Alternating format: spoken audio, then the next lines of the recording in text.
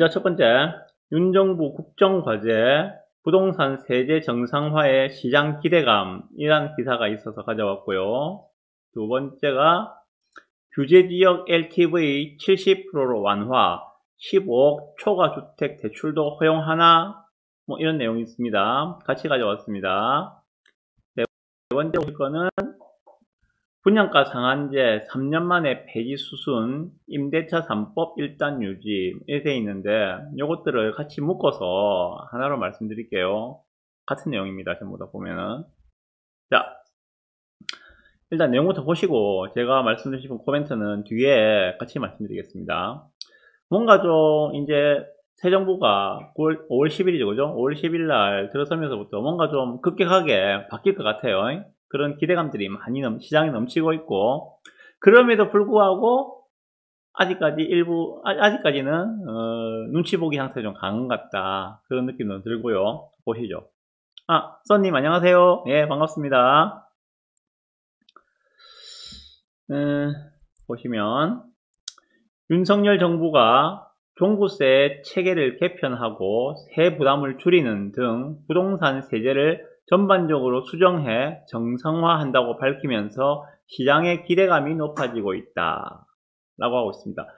요거 3일날 110대 국정과제 발표했죠, 그죠? 요거 보시면은 여기에 윤석열 당선인하고 안철수 인수위 위원장님하고 두 분이서 이렇게 지금 윤석열 정부의 110대 국정과제 해가지고 발표를 했습니다. 관심 많으신 분들은 아마 이미 다 보셨을 거라 생각이 듭니다. 그 중에서도 우리가 관심을 가지는 건 이제 부동산 관련 정책이니까 이 안에 포함되어 있는 부동산 정책에는 지금 종부세를 개편하겠다. 그리고 세부담을 줄여서 부동산 세제를 정상화하겠다. 이렇게 압축할 수가 있습니다. 부동산 정책은 안정적 주거를 위한 부동산 세제 정상화를 위해 국민 눈높이에서 부동산 정책을 바로잡겠다고 했다라고 합니다. 그래서 종부세 적용하는 공시가격, 공정시장 가액 비율을 조정하고 장기적으로 재산세와 통합하는 방안을 검토한다 라고 하고 있습니다. 이 부분 잘 보셔야죠. 여긴 다주택자분들이 많으실 테니까 특히 다주택자에 대한 양도세와 취득세 중과를 완화하는 내용도 담겼다. 현재는 다주택자의 양도세는 2주택자인 경우 기본 세율의 20%, 3주택자인 경우 기본 세율의 30%를 더한 세율을 중과하는 데 이를 개편한다는 방침이다. 일단 나와 있는 내용은 5월 10일부터 양도하는 주택에 대해서는 양도세 중과를 1년간 유예한다. 이건 확정입니다. 그래서 취득세도 지금 완화를 해준다는 내용이 있는데요. 지금 다주택 1주택자가 조정지역에 추가로 한 채를 더 살 때는 8%죠. 2주택자가 조정지역에 또 한 채를 더 살 때는 12%죠. 이렇게 취득세가 지금 중과가 되어 있는데 이것도 완화를 해준다. 뭐 이런 이야기가 지금 포함되어 있습니다. 여기서 보실 거는 그 정도 보시면 될 것 같고요. 두 번째 기사에서 보실 거는 지금 LTV도 지금 완화를 해준다 하고 있거든요. 규제지역의 LTV를 70%로 완화해 주겠다. 보시면 규제지역에 대한 LTV 주택담보 인정 비율을 일괄 70%로 완화하고 청년 그리고 생애 최초 주택 구입자에 대해서는 LTV를 80%까지 풀어주는 등 규제 완화안을 국정과제로 발표했다라고 하겠습니다. 동시에 대선 공약인 임기 중 250만 가구 공급책을 적극 추진하고 종부세와 양도세 부담도 줄여줄 계획이다. 지금 이 LTV 70% 일괄 적용은 좀 중요한 부분입니다. 보시면 현재는 어떻는가 하면은 규제지역, 그러니까 투기지역, 투기과열지구에서는 LTV를 40%, 그리고 조정 대상 지역에서는 50%를 적용하고 있는데 요걸 갖다가 일괄적으로 뭐 투기지역이든 투기과열지역이든 뭐 조정지역이든 상관없이 70%로 해주겠다는 이야기를 하고 있습니다. 요거는 근데 다주택자가 아니라 1주택자에 대해서는 지역과 무관하게 LTV를 70%로 해주겠다는 거고요. 그리고 다주택자의 두 번째 주택에 대한 LTV는 현행 규제지역 0% 하나도 안 주는데 이걸 갖다가 30에서 40%로 풀어주기로 했다라고 하고 있습니다. 뭐 이건 뭐 크게 별로 의미가 없지 싶은데 그래도 뭐 유용하게 쓰일 수 있는 부분도 있겠죠. 1주택자에 대한 LTV를 일괄 70%로 완화하면 2017년 파리 대책에서 강화된 대출 규제를 이전으로 되돌리는 효과가 있다라고 하고 있습니다. 그런데 여기에 지금 아쉽게도 DSR 총부채 원리금 상환 비율 규제는 그대로 유지하는 걸로 가닥이 잡혔다. 이건 한마디로 소득이 많아야지 대출을 많이 땡길 수 있다 이 말입니다. LTV가 70%까지 늘어난다 하더라도 내 소득이 얼마 안 되면은 적으면은 70%를 다 땡겨 먹을 수가 없어요. 그게 DSR이거든요. 근데 DSR은 그대로 유지를 한다고 하고 있습니다. 요거는 나중에는 조금 논란이 될 수 있는 부분이라 생각이 듭니다. 그리고 동시에 임기 5년간 전국에 주택 250만 가구를 공급하고 이 중 130만에서 150만 가구는 수도권에 공급하겠다는 계획도 발표했다. 그렇게 하기 위해서 1기 신도시 재정비 촉진 특별법을 개정해 분당, 일산 등 1기 신도시에 10만 가구를 공급하겠다는 목표치도 공개했다. 그렇게 하기 위해서 주거지 용적률을 300%로 고밀개발이 필요한 일부 지역은 최고 500%까지 용적률을 풀어주겠다 하는 게 특별법의 골자다. 그럼 답 나오는 거죠. 어디가 가장 핫할 것인가? 윤석열 정부 5년 동안에 가장 핫한 지역은 당연히 여기에 500%에 해당한 역세권 등 고밀개발이 필요한 1기 신도시가 되겠죠. 땅의 가치가 거의 2배가 뛴다는 이야기입니다. 이거는 이를테면은 현재 예를 들어서 250% 용적률 지역이라면은 이걸 갖다가 보통 다 250%라고 보면 되거든요. 200에서 250% 정도 될 겁니다. 1기 신도시가. 그렇다면 이걸 갖다가 역세권, 고밀개발이 필요한 곳에는 500%가 늘려주겠다. 이 말은 땅의 가치가 2배로 상승한다는 이야기입니다. 다시 말해서 지금 예를 들어서 한 15억 정도 하는 아파트가 있는 그 1기 신도시의 역세권 지역이라면은 그게 30억이 돼도 하나도 안 이상하다는 이야기예요. 그래 보시면 됩니다. 그럼 다음 전 나오는 거죠. 어디에 투자를 할 건가? 어디에 집을 살 건가? 1기 신도시, 그 중에서도 역세권. 그게 앞으로의 5년 동안에 가장 스포트라이트를 받을 수 있는 부분이 아닌가라는 생각이 들고요. 그래서 요즘에 지금 분당 쪽에는 그리고 일산 쪽에는 지금 뭐 매수세가 매우 많이 집중되고 있다는 이야기가 많이 들리고 있습니다. 네. 그리고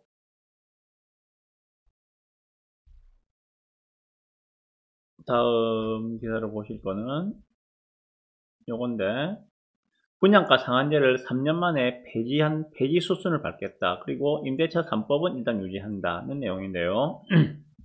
문재인 정부에서 본격 시행된 민간택지 분양가 상한제가 3년 만에 폐지 수순을 밟는다 라고 하고 있습니다. 그리고 재건축 초과이익 환수제는 부담을 완화하는 방향으로 수정한다 라고 하고 있습니다. 이거는 법 개정이 필요한 사항인데 재건축 초과이익 환수제는 일단 현재 민주당이 다수당이기 때문에 쉽게 법 개정이 되진 않을 거고 그렇기 때문에 이 부담을 완화하는 수준으로 재건축 초과이익 환수제를 손을 보겠다. 자, 여기서 보시면 그거죠. 분상제 없애겠다. 재건축 초과이익 환수제 부담을 줄여주겠다. 자, 그러면 뭡니까? 자, 간단하게 삼익비치를 예를 한번 들어볼게요. 삼익비치. 자, 분상제가 폐지된다. 그러면 분양가를 마음대로 자율적으로 정할 수가 있겠죠. 자, 일반 분양 물량에 대해서 분양가를 매우 올려서 받을 수 있다는 이야기입니다. 그 말은 사업성이 많이 개선된다는 이야기죠. 그리고 재건축 초과이익 환수하는 부분도 재건축의 초과이익을 환수하는 부분도 부담을 완화시켜주겠다. 그 말인즉슨 마찬가지고 또 사업성이 올라간다는 이야기와 같은 맥락이라고 보시면 되겠죠. 그러면 재건축 대상 아파트들이 활성화될 것이다. 뭐 요거는 어차피 앞으로 정해져 있는 그런 수순이라 생각이 듭니다. 그래서 부산에도 마찬가지로 재건축 단지들 중심으로 꿈틀대고 있다, 가격들이 꿈틀대고 있다는 것들을 저번 주에 제가 방송에서 말씀을 한번 드렸습니다. 같은 맥락으로 보시면 될 것 같습니다. 지금 보시면 요것도 보십시오. 지금 안전진단도 같이 손보기를 했다고 했는데, 안전진단 같은 경우에는 그 두 번을 통과를 하죠. 두 번을 거치게 되죠. 그죠? 정밀 안전진단이라 해가지고 한 번 더 거치게 되는데, 거기서 뭐 대부분의 그 단지들이 탈락을 많이 했었거든요. 오늘 부산일보 기사를 보면 제가 퍼오진 않았습니다만은, 이렇게 되면은 지금 수영현대가 가장 각광을 받을 것 같다는 그런 기사가 있었어요. 마찬가지 그 동래로키나 수영현대, 작년에 전부 다 안전진단에서 탈락한 단지들 아닙니까? 이 애들을 좀 유심히 볼 필요가 있다는 생각이 들고요. 그렇습니다. 일단 여기까지 보신 거에 대해서 제 의견을 좀 말씀을 드리겠습니다. 이광수님 안녕하세요. 예, 반갑습니다. 자, 일단 저는 좀 주목을 하는 부분이 이거거든요. 규제지역 LTV를 70%로 완화를 한다. 물론 뭐 1주택자 최초 주택 구입에 대해서만 해당되는 내용이지만은 실수요자, 그러니까 소위 말하는 실수요자 1주택자에 대해서는 LTV를 풀어주겠다. 규제지역에 대해서도 마찬가지로 풀어주겠다. 그러면 무주택자인 사람이 주택을 구입하기가 매우 용이해지겠죠. 좀 쉬워지겠죠. 그죠? 요거는 뭔가 하면 결국은 유동성이 다시 들어올 수 있다는 이야기거든요. 이전에는 시중의 유동성은 넘쳤지만은 그것들이 부동산으로 가는 것을 켜켜이 막고 있었다라고 제가 말씀을 드렸었죠. 그죠? 뭘로? 이 LTV 규제로 대출 안 해주니까. 그런데 이렇게 된다면은 이 시중에 넘치는 유동성 파티가 끝난 거 아닙니다. 지금 금리 찔끔 올랐다 해가지고 유동성 파티가 끝난 거 아니에요. 다시 부동산으로 유입될 수 있는 물꼬가 트였다라고 보시면 될 것 같아요. 그리고 비규제지역으로 들어가던 유동성이 이래 되면은 다시 규제지역으로 들어오게 될 것이다는 생각이 들어요. 왜? 규제지역에도 지금 똑같이 비규제지역이나 규제지역이나 할 거 없이 LTV를 다 70%를 완화해줬으니까 실거주 수요의 그런 유동성들이 규제지역으로, 비규제지역이 아니라 규제지역으로 이제는 다시 몰려들 것 같다는 생각이 듭니다. 그와 더불어서 양도세 중과를 지금 1년 동안 유예를 했기 때문에 규제지역에 일단 매물도 나오겠죠. 그죠? 분명히 팔다는 사람이 있을 겁니다. 그리고 규제지역도 LTV를 70% 완화하면은 매수자의 자금력도 확보가 될 것이다. 그리고 무주택자의 취득세도 감면해준다는 이야기가 있었거든요. 취득세도 감면해주니까는 매수 수요는 더욱더 늘어날 것이다. 그러면은 종합적으로 볼 때 요것들은 단기적으로는 서울 수도권 규제지역에 단기적으로는 상승 시그널로 해석을 해도 무방할 것 같다는 생각이 듭니다. 자, 그러면 조금 더 길게 봅시다. 그러면 이제 조금 더 길게 보면 어떻게 될까? 장기적으로는 보면은 분양가 상한제를 폐지한다, 재건축 초과이익 환수제를 완화한다, 그 안전진단을 완화한다. 요거는 공급 증가의 시그널입니다.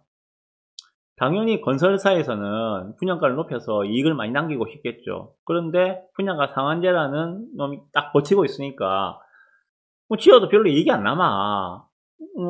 진짜 뭐 얼마 안 되는 마진만 남기게 그렇게 그 분양가 상한제가 다 막고 있으니까. 그런데 이걸 다 풀어준다. 그러면 건설사에서는 분양가를 높여서 분양하면은 수익이 많이 남겠죠. 그러면 때는 이때다 하고 엄청 지어야 될 거예요. 그죠? 그러면 그 물량들이 한 3, 4년 뒤에는 입주 물량으로 돌아오겠죠. 장기적으로 봤을 때는 공급 증가의 시그널이다 라고 보시면 됩니다. 마찬가지 안전진단을 완화해 주는 거나 제초안을 완화해 주는 것도 마찬가지 공급 증가의 시그널을 보시면 됩니다. 언제? 한 3, 4년 뒤에. 장기적으로는 공급이 늘어날 수 있는 환경을 만들고 있다. 이렇게 보시면 될 것 같습니다. 그리고 임기 중에 250만호 건설 공약도 있는데 이것도 마찬가지. 실제로 임기 내에 250만호가 될지 안 될지는 모르겠지만은 엄청나게 지을 것만은 좀 분명한 것 같아요. 250만 호가 안 된다 하더라도 많이 지을 거는 같아요. 그렇다면 이것도 공급 증가의 시그널로 보셔야 한다. 적어도 한 4, 5년 뒤에는 공급이 제법 많이 들어올 것이다 는 생각이 들어요. 그래서 이걸 보시고, 그런데 요것도 하나 같이 보시면 좋을 것 같은데, 보시면은 다주택자 양도세를 깎으니 강북 던지고 강남 산다 라는 기사가 있습니다. 보시면 오는 10일부터 시행되는 다주택자 양도세 중과 한시 배제 조치를 일주일 앞두고 서울 전 지역의 아파트 매물이 최근 크게 늘어난 것으로 나타났다 라고 하고 있는데, 똘똘한 한 채 현상 속에 강북권의 매물 증가세가 강남권을 크게 압도하는 것으로 나타나 주목된다. 전문가들은 이런 흐름 속에 서울과 수도권 외곽 지역 집값이 약세를 보이고 희소성이 부각되는 강남권은 가격이 견조한 양극화 현상이 보다 심화될 것으로 내다봤다 라고 하고 있습니다. 그렇다면 부산은 마찬가지죠. 부산과 서울을 비교해 보더라도 부산은 상대적으로, 그러니까 서울 사람이 부산에서 한 채를 가지고 있고 서울에서 한 채를 가지고 있어요. 어느 걸 던질 것이냐? 당연히 부산을 던진다는 거죠. 그러면 부산에도 매물이 증가하는 효과는 나타날 수 있다. 서울, 특히 핵심지 강남권에는 매물이 늘어나는 것보다 들어가고자 하는 수요가 더 많을 것이다. 자, 예를 들어서 그러면 부산에 아파트 두 채가 있고 서울에 한 채가 있는데 부산에 두 채를 던졌어요. 그럼 그걸 가지고 뭐 하겠습니까? 대게 먹으러 갈까요? 아니잖아요. 다시 핵심지에 아파트를 사려고 갈 겁니다. 어디? 강남권에. 그러면 강남권으로는 외곽에서 매도한 돈을 가지고 핵심지 강남권에 매수를 하려는 수요는 늘어날 것이다. 그런데 나오는 매물은 제한적일 것이다. 그렇다면 가격이 상승할 가능성이 높다. 이러나 저러나 서울 핵심지에 강남권에 주택을 보유하고 있는 사람들, 그리고 일개 신도시에 그것도 역세권에 주택을 보유하고 있는 사람은 이러나 저러나 꽃놀이 배를 가지고 있다. 이렇게 전국 분위기를 말씀드리고 전국 뉴스를 마치겠습니다. 간단하게 한번 짚어봤습니다.